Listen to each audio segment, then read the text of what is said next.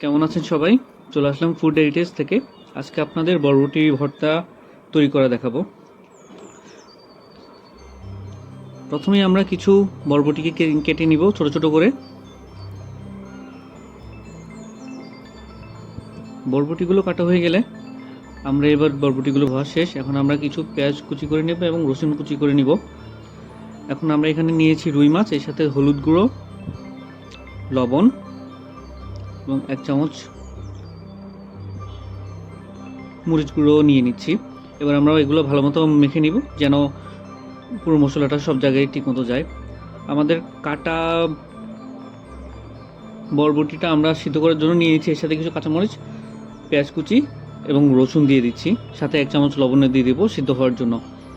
এখন আমরা এটাকে ঢেকে দিব সিদ্ধ হওয়ার জন্য। সিদ্ধ হতে থাকুক। সিদ্ধ হলে বরবটিগুলোর রং চেঞ্জ হবে। আমাদের এগুলো সিদ্ধ হওয়া শেষ। বরবটিগুলোকে এখন আমরা ব্লেন্ড করে নিব।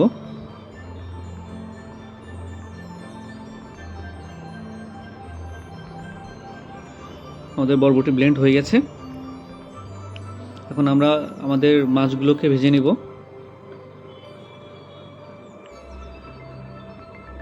মাছগুলো আবার একটু উল্টে পাল্টে নিব ঠিকমতো যেন ভাজা হয়, এবং মাছগুলো ভাজা হয়ে গেলে আমরা মাছগুলো থেকে কাটা বেছে নিব।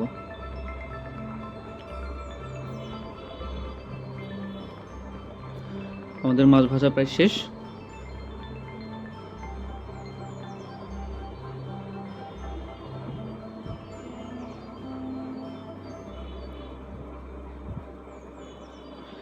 এখন আমরা কিছু কুচি করা পেঁয়াজ, কাঁচামরিচ,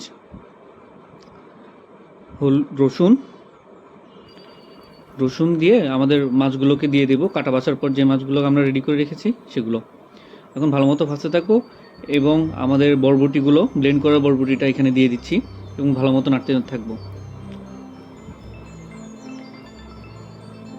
এটাই মোটামুটি আমাদের টোটাল রান্নার প্রসেস। এখন আমরা আস্তে আস্তে করে এগুলোকে একটু নাড়তে থাকবো যেন এর ভেতরে পানিটা শুকিয়ে আসে।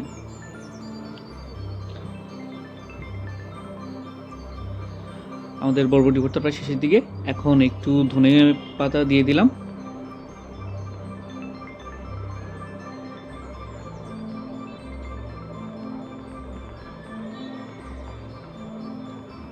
পানিটা অলমোস্ট শুকিয়ে এসেছে।